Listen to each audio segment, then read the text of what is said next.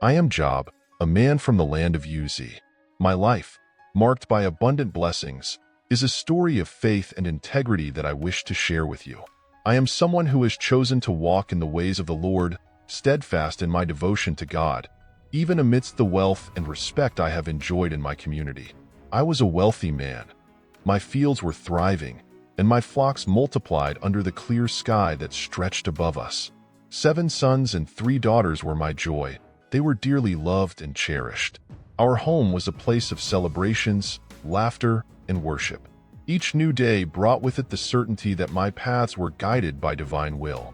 Over the years, not only did my wealth grow, but so did my commitment to justice. The orphans and widows in Uz found relief and shelter in me. The poor and needy saw in me a defender and a friend, for I knew that each act of kindness was an echo of God's mercy. However, my faith was never based on the blessings received. I regularly offered burnt offerings, not just for myself, but also for my children, because a constant concern dwelt in my heart, that perhaps during their days of festivity and joy, one of my children might sin and blaspheme God in their hearts. So deep was my desire to live in a righteous and pure way before the Lord. Thus, I lived in peace, surrounded by the love of my family and the respect of my people. But, as I would learn later, true faith is tested not in abundance, but in adversity. And although I did not know it in those days, a great challenge was approaching. A challenge that would test every fiber of my being, my beliefs, my patience, and my resilience. And so it was, amid this life of blessings and reverent fear, that a storm was forming beyond the reach of my eyes, ready to descend upon me and transform everything I knew and loved. While I was living my earthly life, within my daily routines and in my commitment to righteousness, something extraordinary was unfolding in the heavenly realms, beyond what eyes can see. A conversation that would have unimaginable consequences, one that involved me, yet of which I was completely unaware. It was a glorious day, as it always is in the heavens, and the sons of God came to present themselves before the Lord. With them came Satan, the adversary, whose task is to wander the earth and observe its creatures.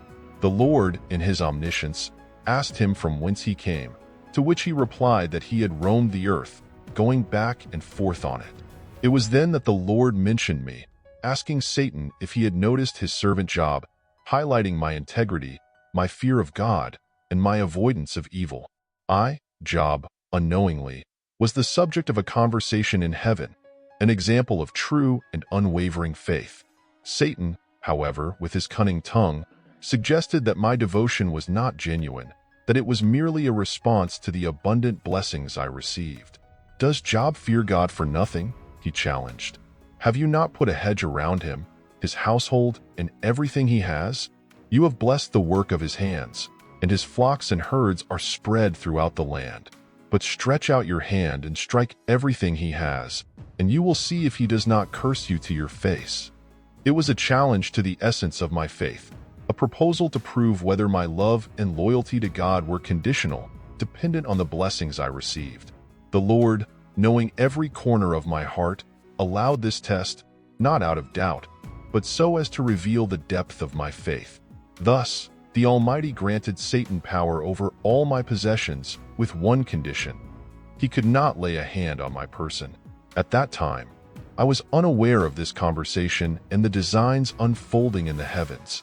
I continued my life, oblivious to the trials that were approaching, trials that would test my faith and character. It was the beginning of a journey that would lead me into the deepest valley of affliction and anguish, but also to a deeper understanding of the sovereignty and love of God. In the quiet of an ordinary day, my world began to crumble. The first of the messages arrived like lightning in a clear sky. A servant, panting and desperate, brought news that raiders had attacked my fields. All my oxen and donkeys were taken, and the servants, except for him, were brutally murdered. I was still trying to absorb this terrible loss when another servant appeared, his words cutting through the air like a blade. Fire from the sky had fallen and consumed all my sheep, along with the shepherds. Before I could respond, a third calamity was announced. More raiders had attacked and taken all my camels, killing the servants who guarded them. Yet the cruelest blow was still to come. A fourth messenger arrived, trembling, with news that stopped my heart.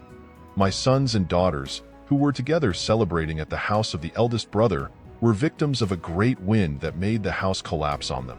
All were killed instantly. In a single day, I was ripped from my pedestal of prosperity and thrown into an abyss of desolation. My wealth, my children, my security, all were taken from me. Each piece of news was a blow, and yet, amid the whirlwind of pain and loss, a flame still burned within me, the flame of faith. I rose, tore my garments in mourning, and shaved my head. Then, I fell to the ground in worship. The words that came from my lips reflected the depth of my anguish, but also my unwavering belief in my God. Naked I came from my mother's womb, and naked I will depart. The Lord gave, and the Lord has taken away. Blessed be the name of the Lord. Throughout all this, I did not sin, nor did I blame God for my affliction. Yet, the trials did not stop there. A new calamity afflicted me. A severe disease took over my body. Painful sores sprouted from the soles of my feet to the crown of my head. Sitting among the ashes, I took a piece of pottery to scrape the sores that covered my skin, while the body that had once been vigorous and healthy now writhed in continuous pain. Even so, amid the physical and emotional suffering, my faith remained steadfast, anchored not in the circumstances that surrounded me, but in my knowledge of who God is and in the trust that, even above dense clouds, the light of the Sun of Righteousness had not ceased to shine. As I lay among the ashes, body and soul immersed in pain, a familiar voice broke the heavy silence that enveloped me. It was my wife, my companion of many years, who also suffered immensely from the devastating losses and now from my distressing condition. Observing me in that state of complete misery, her pain turned into frustration and despair. She approached me, her eyes inflamed with sadness and fatigue, and her words fell upon me as painfully as the sores that covered my body. "Do you still hold to your integrity? Curse God and die." She said this in deep despair, a desire to see my suffering come to an end, even if it meant renouncing everything I believed in. I took a deep breath, feeling every part of my being tremble under the weight of those words. Yet, the faith that had sustained me thus far did not falter. I lifted my eyes, which barely recognized the light of day, and responded to her with a voice that, though weak, carried the strength of my unwavering conviction. "You are talking like a foolish woman. Shall we accept good from God and not trouble?" These words were a reminder of our belief in divine sovereignty and justice. In all the years of prosperity, we recognized and praised the Lord's goodness. It would not be now, in the valley of the shadow and death, that we would abandon our faith. Even though I did not understand the purpose behind my suffering, I trusted that God had a plan, that all His ways are perfect, even those marked by pain. Despite my broken heart and ruined body, I remained firm in the belief that nothing happens outside the divine will. My response reflected my decision to remain upright, trusting in God's unchanging character, regardless of the circumstances. And so, among the ashes, I continued my vigil, facing each day of suffering with a faith that, although tested by fire, did not yield to the flames. My wife, seeing my resolve, stayed by my side, silent in her own struggle, sharing the weight of our common sorrow, but also, in her own way, seeking to understand the depth of the path I had chosen to follow. Eliphaz the Temanite, one of my 3 friends, was the first to speak. With a voice laden with concern, but also veiled reprimand, he suggested that my suffering was the result of some hidden sin. "Who, being innocent, has ever perished?" he questioned, implying that the righteous would not suffer as I did. He advised that I seek God and place myself under His guardianship again. One of my responses was mixed with pain and a touch of indignation. I defended my integrity and expressed my dismay. Though I cry, "Violence!" I get no response. Though I call for help, there is no justice.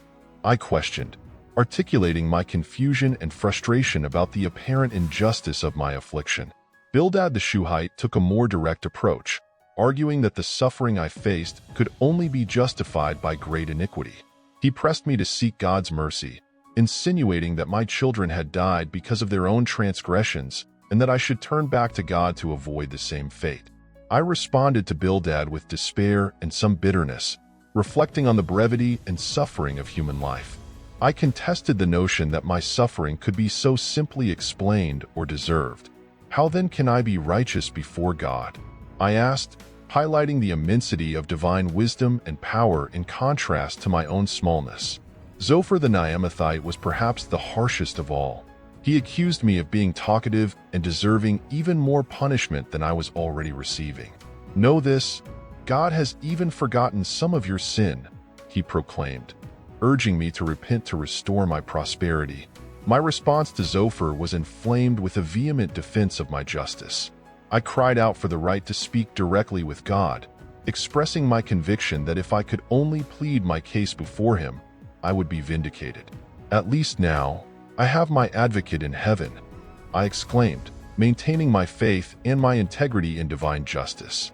After exhaustive rounds of dialogue with my 3 friends, a new voice arose, bringing with it a breath of youth and a distinct perspective.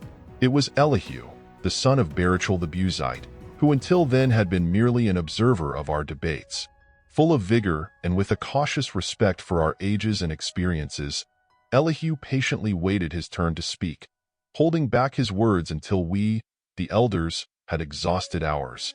Starting with polite deference but clearly frustrated with the direction of our discussions, Elihu criticized both me and my friends. To him, my friends had not managed to prove that my suffering was punishment for some hidden sin, and I was wrong to justify my own righteousness instead of glorifying God. With a firm voice and eloquence that defied his youth, Elihu argued that suffering is not merely a punishment, but also a means for God to purify and instruct his servants. He spoke of the majesty of God, his justice that transcends human understanding, and how God speaks in various ways, though man does not always perceive it. God speaks in one way or another, yet man does not perceive it, he said, explaining that adversities can serve to turn us away from evil or to call us to a deeper reflection on our lives and actions. Elihu continued, pointing out that affliction could be divine correction, a way to preserve the soul from the pit, teaching me to turn away from pride and to live righteously. He maintained that God is just, and that my response to suffering should be one of learning and humility, not self-justification or defiance. As Elihu spoke, I felt both the reprimand and the wisdom in his words. His speech made me ponder my own position and the immensity of God, which I, in my suffering, probably had begun to question too much. Elihu reminded me that in all things, God has a purpose, even if it is not immediately clear to us. After Elihu's measured speech, something extraordinary happened. A whirlwind arose, and from the vortex of that storm came the voice of God. It was a moment of profound awe and wonder, as the Creator of all things spoke directly to me, Job. Who is this that obscures my plans with words without knowledge? The voice of God sounded, powerful and filled with majesty. God challenged me to prepare myself like a man. I was to answer the questions he would ask me. He then began to question me about the creation of the world. Where were you when I laid the earth's foundation? Tell me, if you understand. God described the creation, the foundations of the earth, the sea, the dawn, and the edges of the universe. He spoke of the stars, the angels, and the laws that govern the heavens and the earth. Each question was a reminder of my insignificance in the face of his vast knowledge and power. It was not a harsh reprimand, but an invitation to humility and recognition that the mysteries of the universe were beyond my human understanding. God's words led me to a state of deep reverence and wonder. Each question revealed my ignorance and the limitations of my earthly perspective. The magnitude of God and his works was overwhelming, and I, who had questioned his justice, felt small and amazed. Continuing his powerful exposition, God questioned me about the details of nature and wildlife. Can you hunt the prey for the lioness or satisfy the hunger of the young lions? He spoke of animals that I could never fully control or understand. The raven, the wild goat, the unicorn, the wild horse, the falcon. Finally, God spoke of 2 imposing creatures, Behemoth and Leviathan, symbols of strength and power that no human could dominate. They were emblems of divine sovereignty and the natural order that God had established. a world that functioned under laws and principles set by His will. Then I replied to the Lord, "I know that you can do all things. No purpose of yours can be thwarted." You asked, "Who is this that obscures my plans without knowledge?" Surely I spoke of things I did not understand, things too wonderful for me to know. You said, "Listen now, and I will speak. I will question you, and you shall answer me." My ears had heard of you, but now my eyes have seen you. Therefore I despise myself and repent in dust and ashes. This second response from the Almighty made it clear that if I could not even understand or control the simplest of God's creatures, how could I question the ways or judgment of the Creator? It was a call to humility and trust in the divine order and purpose. These divine responses served not only to redefine my understanding of God and the world, but also to restore my faith and submission to His unfathomable governance. Each word from God was a lesson in itself, a revelation that I would carry for the rest of my life, transformed and deeply touched by the direct encounter with the divine. After the profound revelations and the divine encounter that changed my understanding of everything around me, there was a significant turning point in my journey. My story, marked by unimaginable losses and intense suffering, now began to tread a path of restoration and renewal. As soon as my conversations with God concluded, and after I had recognized my inability to fully comprehend the ways of the Lord and the very nature of existence, there was a notable change. God instructed my friends to offer sacrifices and ask for my prayers on their behalf, as they had not spoken correctly about God as I had done. I obeyed and prayed for them, thus demonstrating my restored relationship with God and my fellow man. Not long after, God restored my fortune. Everything I had lost was returned twofold. My flocks, once scattered and destroyed, now flourished again. I had twice as many sheep, camels, oxen, and donkeys. My health was completely restored, healing the wounds that covered my body and rejuvenating my weary spirit. Beyond material blessings, God also blessed me with a new family.